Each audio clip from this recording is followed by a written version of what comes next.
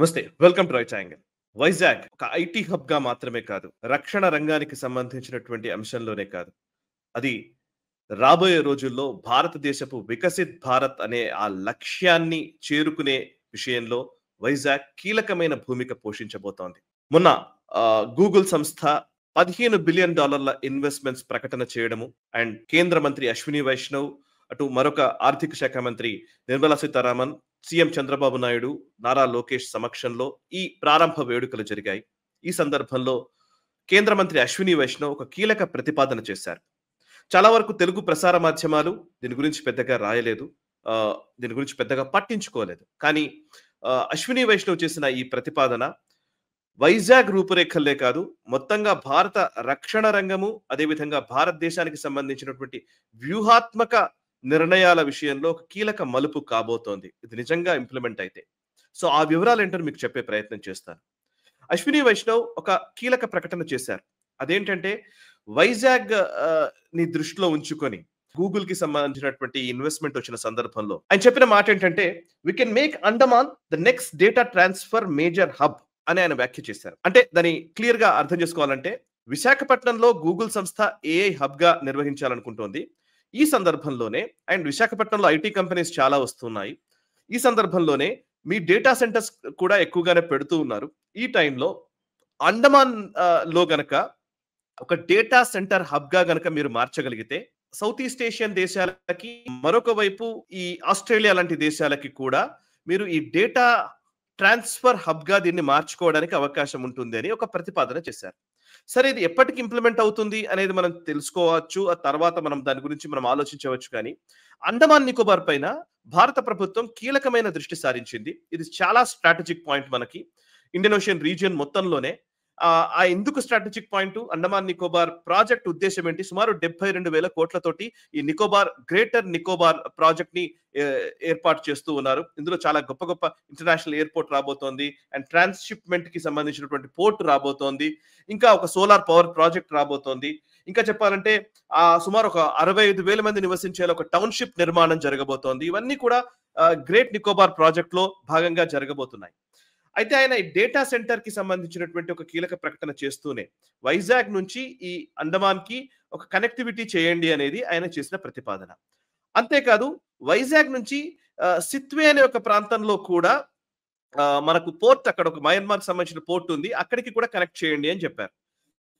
Details లోకి వెళితే ఈ సిత్వే అనేది మయన్మార్ లోని కీలకమైనటువంటి భూభాగము. ఇది మన బంగాళాఖాతానికి ఆనుకొని ఉన్నటువంటి పోర్ట్ సిటీ. సో ఈ సిత్వే పోర్ట్ ని భారత ప్రభుత్వమే డెవలప్ చేస్తుంది. భారత ప్రభుత్వ రంగ సంస్థ అయినటువంటి ఇండియా పోర్ట్స్ గ్లోబల్ లిమిటెడ్ అనే సంస్థనే ఈ సిత్వే పోర్ట్ ని నిర్మిస్తోంది. ఈ డెవలప్మెంట్ ప్రాజెక్ట్ ఆల్మోస్ట్ దీంట్లో రోడ్ కనెక్టివిటీ, అదేవిధంగా ఆ నదిని డ్రెడ్జింగ్ చేస్తున్న కనెక్టివిటీ మొత్తం కలిపితే 3,200 కోట్ల ప్రాజెక్ట్ ఇది.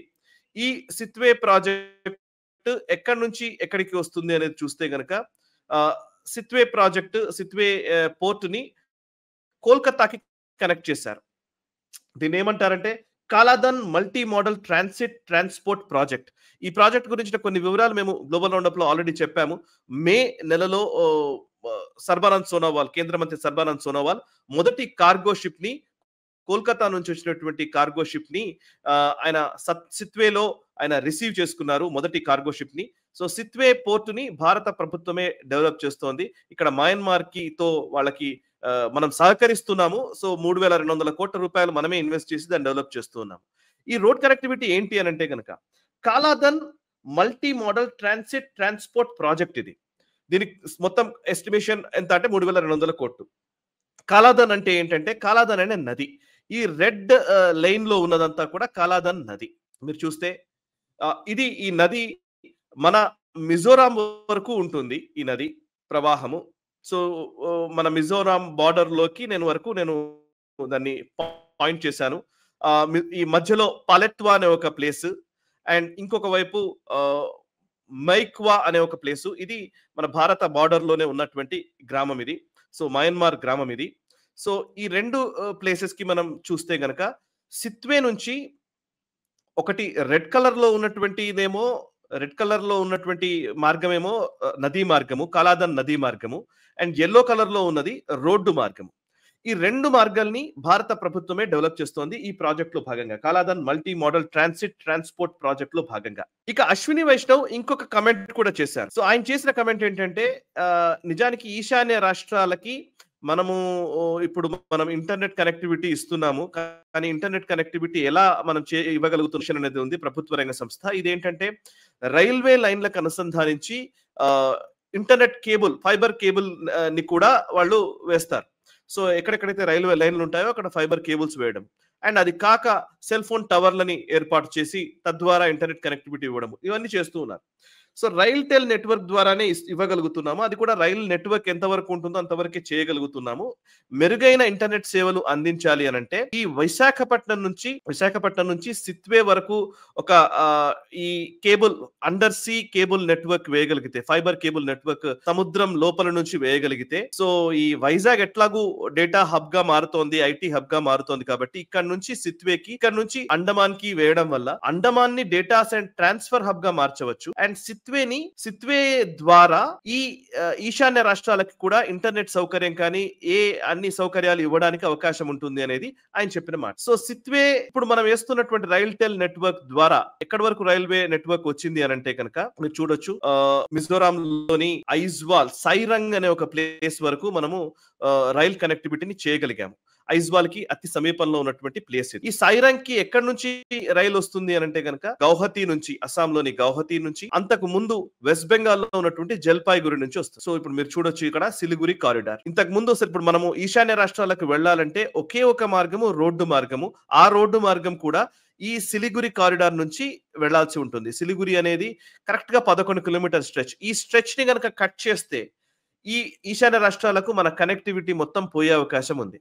సో అది పోకుండా ఉండాలంటే మనం చేసుకోవాల్సిన పనులు చాలా ఉన్నాయి. సో రోడ్ కనెక్టివిటీతోనే సరిపెట్టుకున్న పరిస్థితులు ఈశాన్య రాష్ట్రాలను ఎవరు ఈ 70 సంవత్సరాల్లో పట్టించుకున్న పాపాన పోలేదు. సో ఈ మధ్య కాలంలోనే వాళ్ళకి మొట్టమొదటిసారి రైల్వే కనెక్టివిటీని పెంచాము, బ్రిడ్జ్ల నిర్మాణం చేస్తున్నాము, టన్నెళ్ల నిర్మాణం చేస్తున్నాము. ఆల్మోస్ట్ రోడ్ కనెక్టివిటీ చాలా సీరియస్ గానే చేస్తున్న పరిస్థితి. అంతేకాదు ప్రధాని నరేంద్ర మోదీ చెప్పారు, సైరంగ్ వరకు రైల్వే నెట్వర్క్ ని విస్తరించగలిగాము. ఈ రైల్వే నెట్వర్క్ ఇక్కడ నుంచి సైరంగ్ నుంచి ఈవెన్ మయన్మార్ బార్డర్ వరకు మీరు తీసుకువెళ్ళండి అని చెప్పి ప్రధాని నరేంద్ర మోదీ ఆదేశించారు.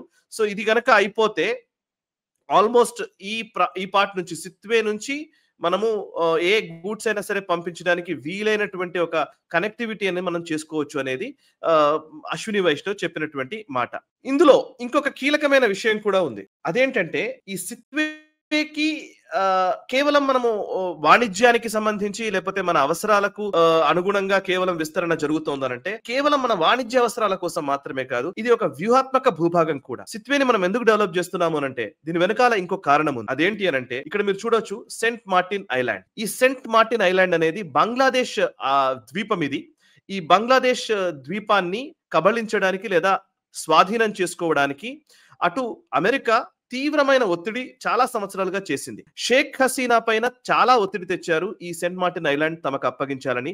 వాళ్ళ ఆర్మీ బేస్ క్యాంప్ గా దాన్ని మార్చుకుంటామని వాళ్ళు అడగడం జరిగింది. కానీ షేక్ హసీనా దానికి అంగీకరించలేదు. అందుకే రెజీమ్ చేంజ్ ఆపరేషన్ జరిగింది. అండ్ అక్కడ ఒక పెద్ద ఉద్యమాన్ని తీసుకొచ్చి వాళ్ళకు అనుకూలమైనటువంటి వ్యక్తి మొహమ్మద్ యూనస్ ని అక్కడ ఇంటరిమ్ చీఫ్ గా తీసుకురావడం జరిగింది. సో ఇప్పుడు మొహమ్మద్ యూనస్ ఈ సెంట్ మార్టిన్ ఐలాండ్ ని అమెరికాకి కట్టబెట్టడానికి చాలా వరకు మార్గం సుగమం చేస్తున్నారు. ఎందుకు అనంటే కనుక ఈ ఇండియన్ ఓషన్ రీజియన్ ముఖ్యంగా బే ఆఫ్ బెంగాల్ లో ఈ ద్వీపాలు అనేవి చాలా కీలకమైన భూభాగాలు అవుతాయి, స్ట్రాటజిక్ పాయింట్స్ అవుతాయి. భారతదేశంలో కాంగ్రెస్ ప్రభుత్వాలు ఎప్పుడూ కూడా ఈ స్ట్రాటజిక్ భూభాగాల్ని పట్టించుకోలేదు. మోదీ అధికారంలోకి వచ్చిన తర్వాత ఈ సిత్వేని డెవలప్ చేయడం జరుగుతోంది. ఇటు రైల్ నెట్వర్క్ ని బిల్డ్ చేసుకుంటున్నాము, రోడ్ కనెక్టివిటీ పెంచుకుంటున్నాము. అట్ ద సేమ్ టైం ఈ ఈశాన్య రాష్ట్రాల్లో అభివృద్ధిని పరుగులు పెట్టిస్తూ ఉన్నాం. కానీ బంగ్లాదేశ్ లో రెజీమ్ చేంజ్ చేసి బంగ్లాదేశ్ ని మనకి ఇబ్బంది పెట్టే పరిస్థితుల్లోకి నెట్టేయడం జరిగింది. అటు నేపాల్లో కూడా అట్లాంటి ఒక విధ్వంసకర వాతావరణమే తీసుకొచ్చే ప్రయత్నం అమెరికా చేస్తుంది, డీప్ స్టేట్ చేస్తుంది. సెంట్ మార్టిన్ కి చెక్ పెట్టే విధంగా సిత్వే మనకు ఉపయోగపడుతుంది. అండ్ ఒకవేళ ఈ రోడ్డు మార్గాన్ని ఆపిరా కానీ మనం ఈ సముద్ర మార్గం ద్వారా కనెక్ట్ చేసుకోవడానికి అవకాశం ఉంటుంది. ఈ సముద్ర మార్గం మన చేతిలో ఉంది అని అంటే గనక నావల్ షిప్స్ మనం ఇక్కడ దాకా తీసుకెళ్తే గనక బంగ్లాదేశ్ ని మనము కట్టడి చేయగలము. బంగ్లాదేశ్ ని మొత్తానికే మనము ఆల్మోస్ట్ చుట్టుముట్టడానికి వీలైనటువంటి పరిస్థితి ఉంటుంది. కాబట్టి బంగ్లాదేశ్ తోక జాడించకుండా ఉండాలంటే ఈ కనెక్టివిటీ చాలా కీలకం. ఇక ఇందిరా పాయింట్. ఇది కూడా చాలా కీలక భూభాగము. ఇది దక్షిణాన ఆల్మోస్ట్ లాస్ట్ పాయింట్ అని మనం చెప్పాలి మన భూభాగంలో. ఈ ఇందిరా పాయింట్ నికోబార్ దీవుల్లో ఉంది. నికోబార్ దీవుల్లో ఉన్నటువంటి రెడ్ కలర్ పాయింట్ ఇది ఇందిరా పాయింట్. ఈ ఇందిరా పాయింట్ వరకు కూడా మనం అండమాన్ నికోబార్ నుంచి ఈ ఇందిరా పాయింట్ వరకు ఆల్మోస్ట్ నికోబార్ దీవులు ఇవన్నీ కూడా మన కంట్రోల్లోనే ఉన్నాయి. సో ఎందుకు ఇది ఇంపార్టెంట్ అంటే, చైనాకి సంబంధించినటువంటి గూడ్స్ ఏవైనా సరే షిప్మెంట్స్ వెళ్ళాలి అని అంటే ఈ సింగపూర్ పక్కన ఉన్నటువంటి చిన్న సముద్ర మార్గం, ఇది మలక్కా స్ట్రైట్ అంటారు. ఈ మలక్కా మార్గం ద్వారా మాత్రమే వాళ్ళ గూడ్స్ సరఫరా జరుగుతూ ఉంది. అంటే వాళ్ళకి ఆల్మోస్ట్ సింహభాగం వాళ్ళ షిప్మెంట్ అంతా కూడా ఈ ఏరియా నుంచే వెళ్తుంది. ఒకవేళ చైనా ఏవైనా దుశ్చర్యలకు పాల్పడితే మనం ఇక్కడి నుంచి వాళ్ళ మొత్తం షిప్మెంట్ ని ఆపే ప్రయత్నం చేయవచ్చు. తద్వారా వాళ్ళకు ఆర్థికంగా ఒత్తిడిని మనం పెంచగలుగుతాము.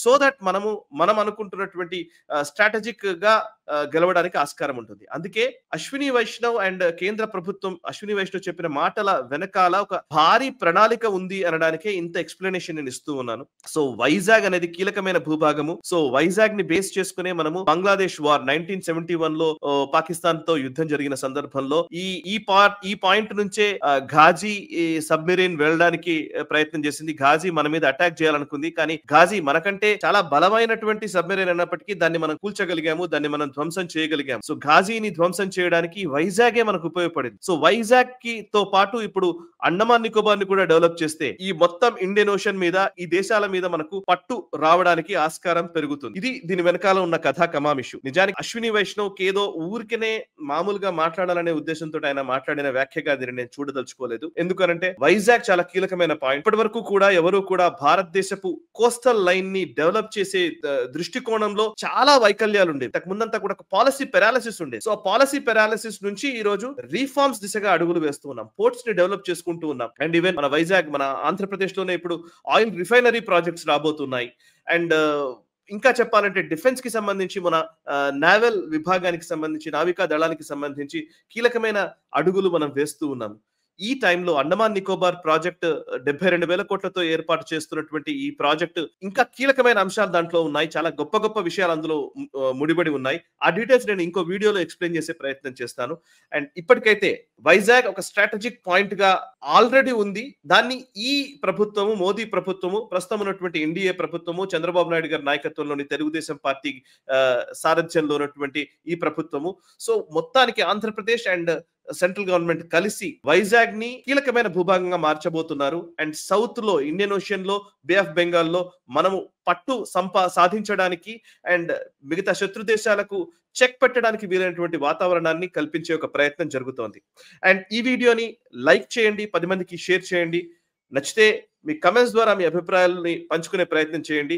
మీకు తెలిసినటువంటి విలువైన సమాచారం ఏదైనా ఉంటే కూడా కమెంట్స్ ద్వారా తెలియజేయండి. మనసా వాచా కర్మణ, దేశహితం కోసం నేషనలిస్ట్ హబ్. ఈ వీడియో మీకు నచ్చినట్టయితే లైక్ చేయండి, 10 మందికి షేర్ చేయండి. అలాగే కామెంట్ల రూపంలో మీ అభిప్రాయాలను మాతో పంచుకోండి. Nationalist hub group of channels ను సబ్స్క్రైబ్ చేసుకుని తెలుగునాట జాతీయవాద జర్నలిజాన్ని ప్రోత్సహించండి. ఈ వీడియో కింద ఉన్న బెల్ ఐకాన్ పై క్లిక్ చేయడం మర్చిపోవద్దు.